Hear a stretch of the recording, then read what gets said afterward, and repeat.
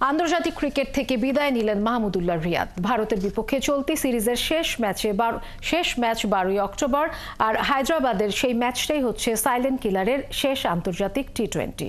ভারতের বিপক্ষে সিরিজের দ্বিতীয় ম্যাচের আগের দিন দিল্লির প্রেস কনফারেন্সে এমনটা ঘোষণা দিয়েছেন এই ফরম্যাটে টাইগারদের সাবেক অধিনায়ক।